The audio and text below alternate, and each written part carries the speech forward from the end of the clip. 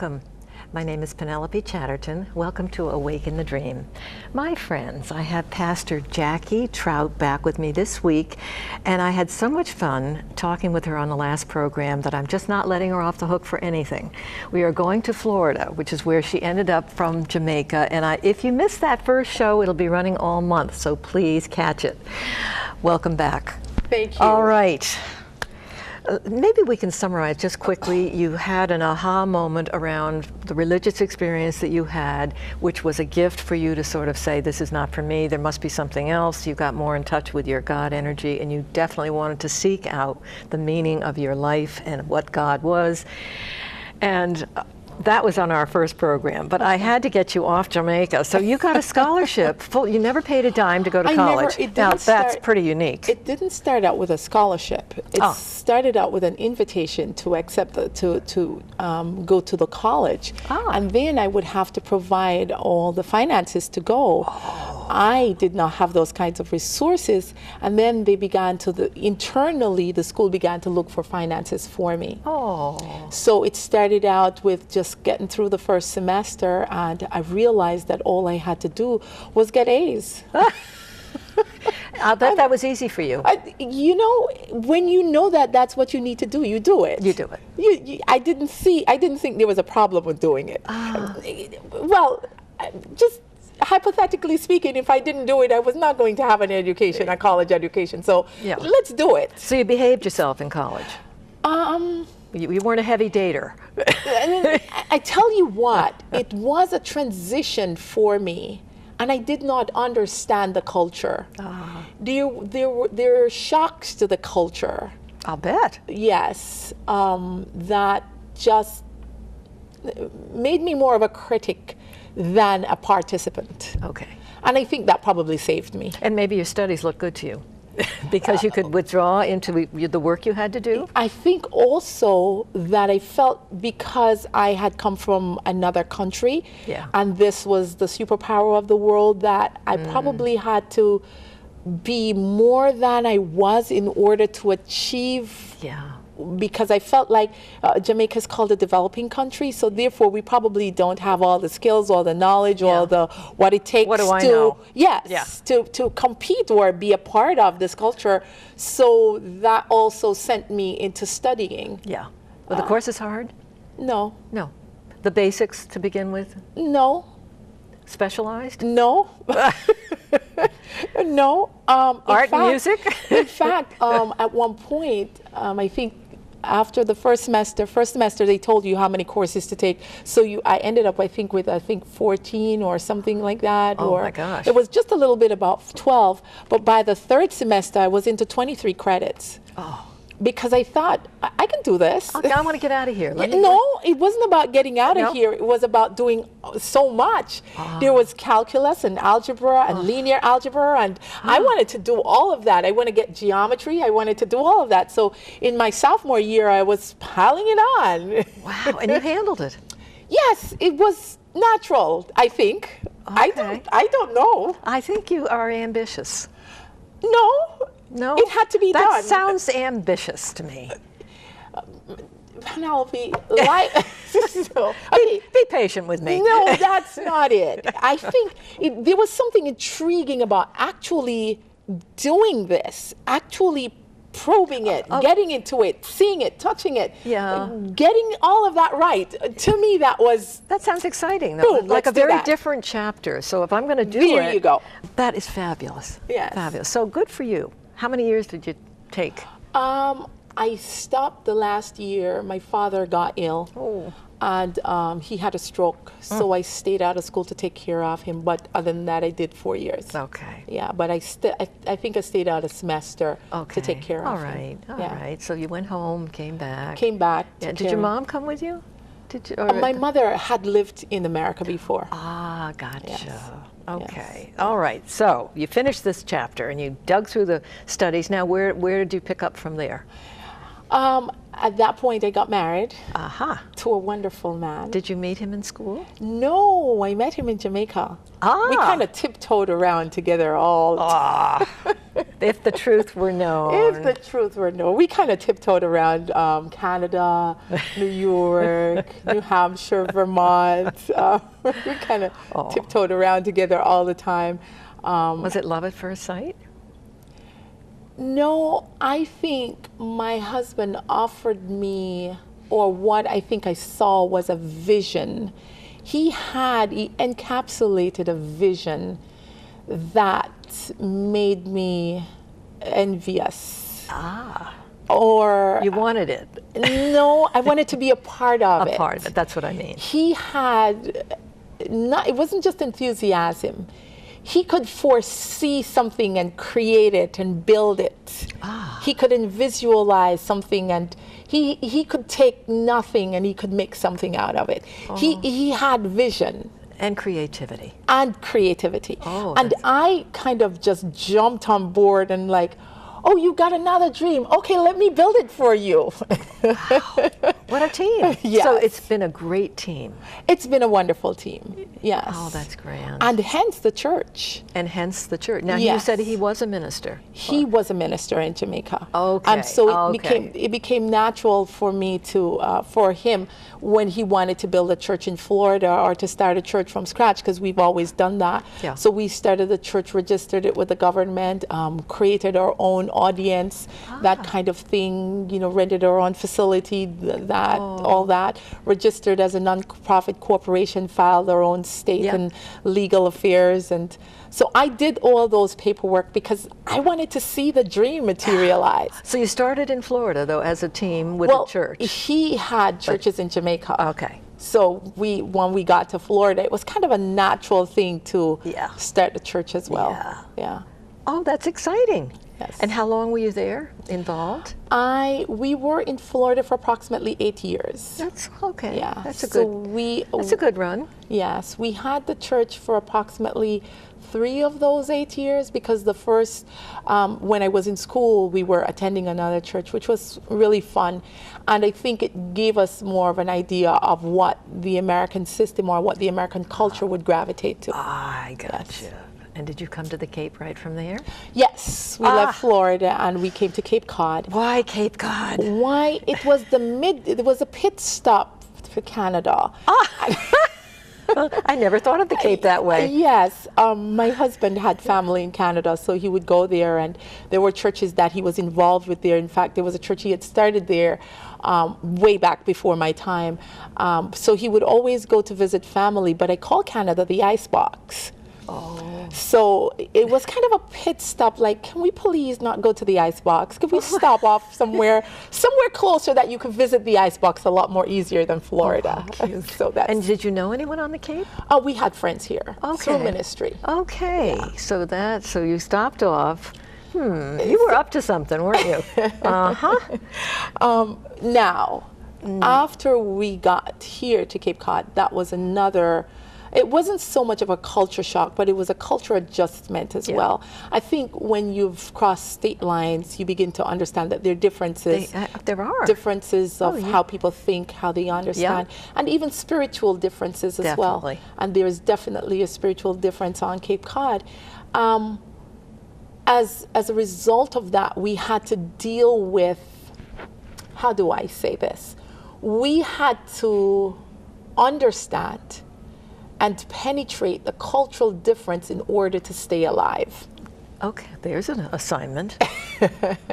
And when I say alive, I'm really choosing my words carefully, because in this culture, in the Cape Cod culture, if you're not inbred, or if a wash ashore, or whatever they call it. They call it that. Yeah. Or I'm not either. You're not resourcefully intact. That means if you don't have the bottom line. Or you're an outsider. Yes. Or if you don't have the right social ethics or culture or understanding, you probably will die. And when I say die, I don't mean a physical death. I mean you just feel that this is not the place for you. It could be very lonely. More than lonely. Yeah. More than lonely. You tend to want to leave. Yeah. Well, the word came out, you spit it out. Yeah, Yes. yeah. But you hung in? One of the things that I think Jamaica did for me was taught me not to quit. I noticed that when we got here, people were being celebrated for finishing high school. You never celebrated at high school in Jamaica because that's an expectation. Yeah. Yeah. You're never, oh, we're going to graduate because you finished high school. Oh, that's so wonderful. No, you're expected to finish high school. It's a given. Yeah. And if you don't finish, you're going to have to give a whole lot of people an explanation. In fact, a lot of people will not allow you to not finish. Wow, because I like you're that. not going to be roaming around the streets as a little kid. You know, there are lots of adults that would be responsible for your life. Why aren't you in school? Yeah. Or the teacher would come or send someone home, not a note. No, she Send comes. someone home, Wow. or perhaps come to the house and say, Tommy was not in school today, what's going on? So we're heavily invested in commitment. That's beautiful. Whatever you're committed to, you're expected to finish. Our friends need to hear this on this program. This is wonderful. This is what we need to do. Yes. We need to take care of each Commitment. other. Yes. And commitment to each other as well. Yeah. And in a good sense, not Yeah. in a negative sense. Yeah. And so when we got to Cape Cod, it was more of getting to, and I won't say acclimated to what was here, but it was more keeping that spirit alive, keeping God alive. Yeah. And the more we did that, the more we found out that we had to climb to other levels spiritually in order to do that. Or again, I say you would die. Yeah. And I don't mean physical death, but so in order to do that, here came Blood, the Currency of the Spirit World. Tell us about the book, which I am so thrilled that you gave me a copy. Okay. Thank you. I think probably one of the most significant things that happened to me was developing cancer. And being able to combat that. Yeah. And I am a firm believer in natural healing. Yeah. I think all things should be natural, should remain natural, and I think we should be creative around what is natural. So when the doctor called and says, we're looking at surgery, I turned to my husband. He was in the car. I was on the phone. I said, never. Never. Never. And but I knew that it was not just going to be a mindset where I say, no, I'm not doing that because I don't believe in that. It wasn't that. It would be that I would have to find the answer. Yeah. As to why? Well, not just to why. If life, Penelope, was only lived here in the earth, if all that life was all that we see, then we would not need to be committed to anything. We would not have to have restraints. We would not have to be disciplined. We would not have to care for each other because it would end. And when it ended, you had nothing else to look forward to. It's almost like a pair of old shoes, and when it's done, it's worn out, it's done, you dump it, you get another one, and perhaps if you go to the dump, you'll probably see it there still. It's done its days. Is that the explanation you gave your husband? If so, he might have stopped the car.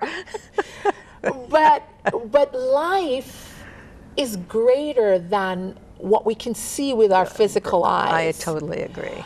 Taste, feel, hear. Yes. If the senses are all that we have to depend on, we're going to fail. Yeah. If I can see it, if I can taste it, if I can touch it, if I can smell it, if I can handle it, and it all makes sense, and that's all I have to live for, then I will die.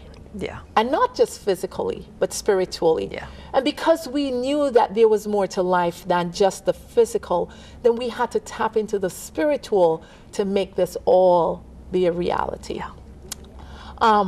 I would remember sitting down at night and writing and just communing with the Lord and asking why and the questions of why. And I remember once the Lord said, instead of asking me why don't you ask me how?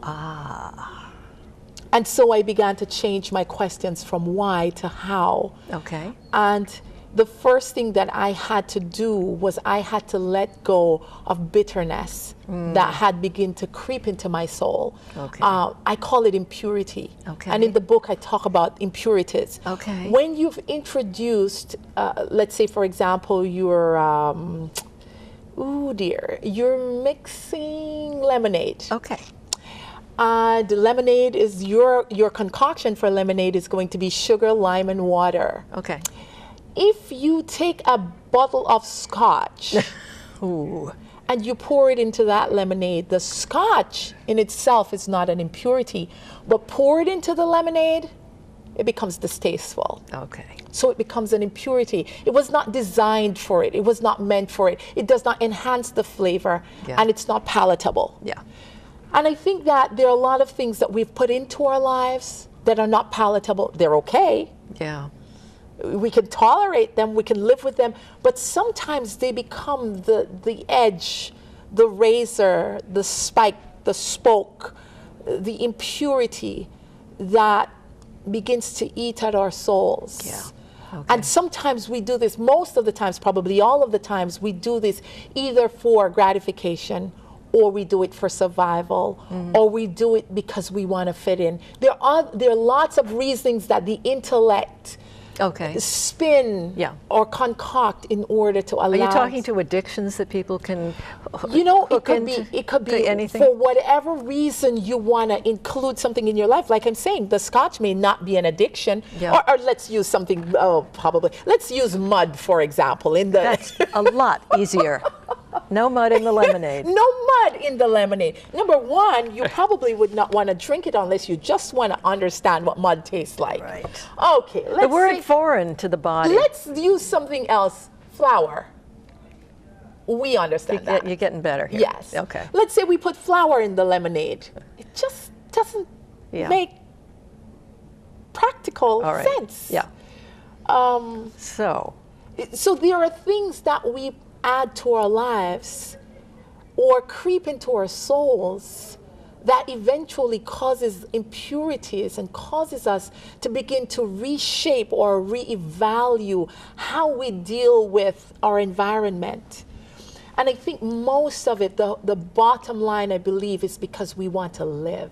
Yeah, I think you're absolutely right. We want life. We want the greatness, the beauty, the glory of life. Yeah. And so we either become self-protective or we begin to do these things in order to guard our hearts against the world and the offerings. And sometimes we're pushed aside. Sometimes we're not loved. Sometimes, and we use different methods of guarding ourselves. Yeah. Or sometimes because we want to fit so much, we walk into a different clique or we walk on a path. We wear a mask. That's not us. Yes. And those things sometimes eat at the soul. They can make you sick. Yes. Yeah. And so the first thing I had to do was I had to let my grievances go. I called myself, I look back at the last 3 years of my life and I call it a living, breathing computer of notes and details of sadness and woes. And I was a stockbroker of the sadness and the things that I had experienced. Yeah. I had the You felt it was all in your memory? And I had memorized them. I had ticker taped them. I knew them all. I gotcha. I could recite them. I felt the impressions of them. I knew what they were. I knew who they were. I knew the times. I was a ticker tape of sadness. Okay. Okay. And the first thing that I had to do was to go back to the Lord and say, I had to let that go. Yeah. And letting that go was not, I'm not just talking about getting up one day and saying, I'm going to let it go. Because we're humans and because we think and because we're intellectual, we have to begin to understand a reasoning behind why and how. Yeah. And the reasoning took me to Blood, the Currency of the Spirit World. The reasoning actually that Jesus Christ, who is my Lord, who went to Calvary a long time ago, and he suffered the worst cruelty that humankind could ever bear. But the reason he did that was so that whenever I came up against cruelty or whenever I came up against things that I could not bear, I could go to him and I could say, Father, will you help me carry this load? Yeah. Will you help me understand this? Yeah. Can I leave this burden on you? Yeah. So that I can take your purity, or I can take the freedom that you died to give me. Yeah. And it's kind of like... Beautifully said. Thank you.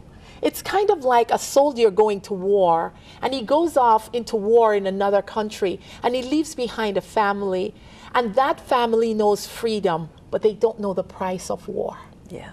They don't know what it cost for him to walk into that battle zone and to risk his life and to do everything that he's done and to come back home. And sometimes the expectation that they put on that soldier to come back alive is sometimes unreal. Yeah.